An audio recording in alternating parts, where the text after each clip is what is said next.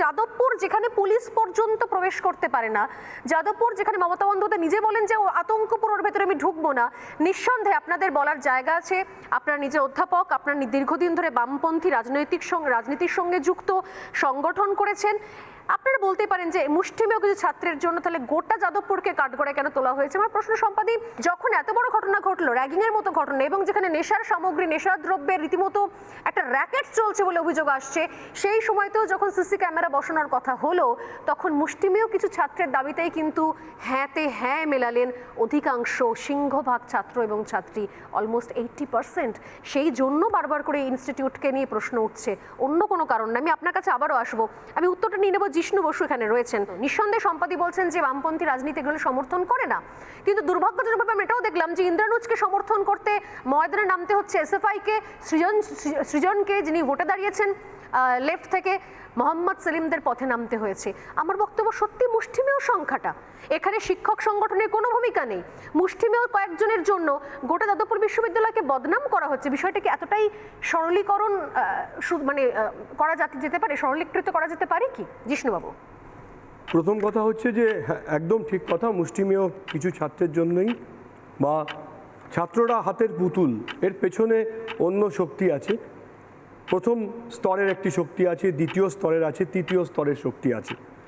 যাদবপুর বিশ্ববিদ্যালয়কে আমার মতো এরকম প্রচুর মানুষ আছেন, তারা মাতৃসম ভালোবাসেন, শ্রদ্ধা করে। আমাদের যা কিছু পড়াশোনা, যা কিছু যাদবপুর বিশ্ববিদ্যালয় থেকে।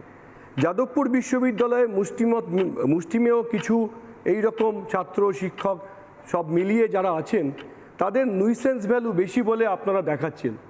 তার সঙ্গে সঙ্গে প্রতিনিয়ত যাদবপুর বিশ্ববিদ্যালয়ের ছাত্র, শিক্ষক এর বিরুদ্ধে রক্ত দিচ্ছে। এই রক্তক্ষরণ অবিরত চলছে, সেটা আপনারা দেখান না।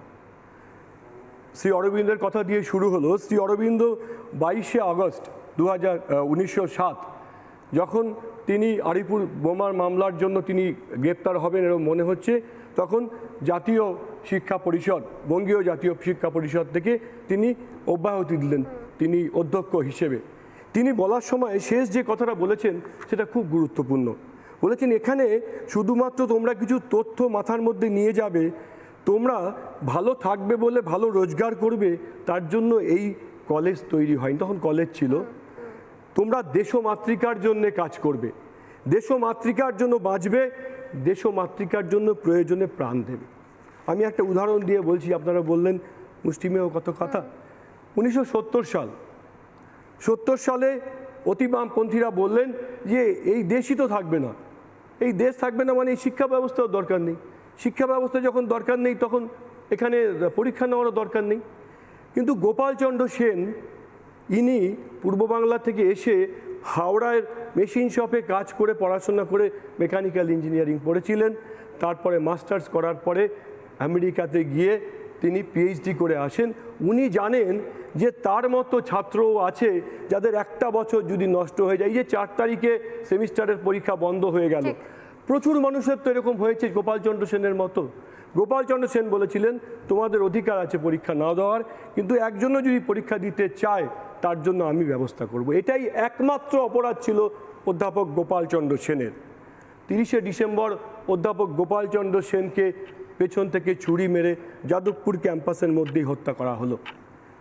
শ্রেণীশত্রু গোপালচন্দ্র সেন মারা গেলেন, আর যিনি মারলেন রানা বসু, তিনি আজকের রানা বসুরা যেমন বড়লোকের পরিবার থেকে মুখে সোনার চামচ নিয়ে জন্মেছে, আমি রিপিট করছি, আজকের রানা বসুরা যেমন পরিবার থেকে এসছে, সেদিনে রানা বসু একজন উচ্চবিত্ত ডাক্তারের পরিবার থেকে এসেছিলেন। রানা বসুর কি হলো? কিচ্ছু হয়নি।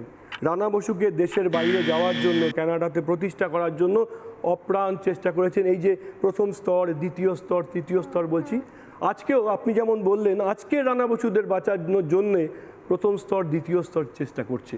তার কারণ এই ছাত্রছাত্রীরা আসলে পুতুল। এই পুতুলদের পেছনে যারা আছে, যে পুতুল নাচের যারা বাজিকর, সেই বাজিকরদের চিনতে হবে। যতক্ষণ পর্যন্ত না যাদবপুরের ভেতরে আপনারা ঢুকছেন এবং কালচারাল মার্কসিজমকে বুঝবেন, ততক্ষণ পর্যন্ত আপনাদের মনে হবে এরকম কেন হচ্ছে। তার এদের মানে হচ্ছে একটু হুজ্জুতি করা হলো, একটু মস্তি হলো। এই যে একটা ধরুন বাবুল সুপ্রিয়, আসলে এরা ভারতীয় গণতন্ত্রের বিপক্ষে, এটা বুঝতে হবে। এই চরিত্রটা ধনকারজি হতে পারেন মহামহিম রাজ্যপাল, বাবুল সুপ্রিয় হতে পারেন কেন্দ্রীয় মন্ত্রী, বা মন্ত্রী ব্রাত্য বসু হতে পারেন। এদের প্রত্যেকের একটা কিন্তু পরিচয় আছে, তারা হচ্ছেন ভারতীয় গণতন্ত্রের প্রতিনিধি, ভারতীয় গণতন্ত্রের বিরোধী এরা। ভারতীয় গণতন্ত্রের জন্য তাদের যারা বাজিকর, এই পুতুলদের যারা নাচাচ্ছেন, তারা ভারতীয় গণতন্ত্রকে শেষ করতে চায়। যাদবপুর থেকে আপনার পড়াশোনা, এতদিনের অভিজ্ঞতা, এত লম্বা কেরিয়ার, সেক্ষেত্রে আপনি বলছেন যে মুষ্টিমেয় মানুষ মানে ছাত্ররা হাতের পুতুল, তাদেরকে ব্রেন ওয়াশ করা হচ্ছে, মগজদোলাই করা হচ্ছে, তাদের বেসিক যে একটা পরিচয়, একটা আদর্শ, সেটাকে নষ্ট করে দেওয়া হচ্ছে, তাদের পরিচয়টার ক্রাইসিস তৈরি করা হচ্ছে। আমার প্রশ্ন যেটা ছিল কথাবাকের আজকে আলোচনাতে, আমি সেটাতেই আপনার কাছে আসছি লাস্ট কয়েক সেকেন্ডের জন্য। আপনি কি মনে করছেন এই মুষ্টিমেয় যদি একটা অংশ থাকে, এদেরকে নিয়ন্ত্রণ করার কোনো উপায় নেই? যাদবপুর একটা বিচ্ছিন্ন পাকিস্তান হয়ে দেশে থাকতে পারে? প্রথম কথা হচ্ছে নুইসেন্স ভ্যালু যে আছে, নুইসেন্স ভ্যালুর জন্য স্যার যে ব্যবস্থা নিয়েছিলেন অধ্যাপক চক্রবর্তী, তখন রাষ্ট্রের মানে দেশের যে রাজ্যের যে শাসন ক্ষমতায় আছেন, তাকে কে অন্যায় করছেন কে অন্যায় করছেন না, স্যার সেই সময় একটা মামলা করেছিলেন। মামলাতে হাইকোর্ট পরিষ্কার করে বলেছে যে এরকম অন্যায় করা যায় না। তুমি একজন প্রাপ্তবয়স্ক মানুষ, তুমি ছাত্র হলেও একজন কেন্দ্রীয় মন্ত্রীর দাড়ি ধরে টানতে পারো না। বিবেক অগ্নিহোত্রীর গাড়ির মধ্যে ইট মেরে তাকে থুতু দেওয়া তুমি পারো না এটা। এবং এইটা করার পরে একদল শিক্ষক শিক্ষিকা তারা নেমে আসেন ওই সেকেন্ড টায়ার, ওই লেভেল নেমে আসেন যে ওই দিনকে ব্রাত্য বসু এসছেন, এতদিন ধরে কেন ছাত্র সংসদের নির্বাচন হচ্ছে না, উল্টো যুক্তি তৈরি করার চেষ্টা। এবং প্রত্যেক মুহূর্তে কিছু না কিছু যুক্তি থাকবেই, কারণ একটা দেশের পক্ষে, একটা গণতন্ত্রের পক্ষে প্রতিনিয়তই কোনো না কোনো একটা ভুল থাকবেই। যাদবপুরের যে প্রত্যেক স্টেক হোল্ডার, শিক্ষক, ছাত্র, শিক্ষাকর্মী, প্রত্যেকের সোচ্চারভাবে প্রতিবাদ করা উচিত। যাদবপুর গর্বের জায়গা। আমি বলছি তো, রক্ত কিন্তু প্রতিনিয়ত দিয়েছে, গোপালচন্দ্র সেন দিয়েছে, সুমন নিহার দিয়েছে, শেষ পর্যন্ত ছেলেটি সুইসাইড মানে আত্মহত্যা করলো। সুমন নিহার নেই আজকে আর। তা মানে রক্ত কিন্তু দিয়ে গেছে, সেই রক্তের কথা কেউ বলে না। যার নুইসেন্স ভ্যালু বেশি আছে তাদেরকে আপনারা দেখাচ্ছেন, তার জন্য যাদবপুরের এই চেহারার কথা মনে হচ্ছে। যাদবপুরে স্বামী বিবেকানন্দের জন্য, অরবিন্দের জন্য প্রতিনিয়ত প্রোগ্রাম হয়, সেটা খবরে আসে না। খবরে আসে সেইটুকুই যার নুইসেন্স ভ্যালু আছে। নানা ধরনের কন্টেন্ট দেখার জন্য লাইক করুন, শেয়ার করুন আমাদের ফেসবুক পেজ, সাবস্ক্রাইব করুন আমাদের ইউটিউব চ্যানেল।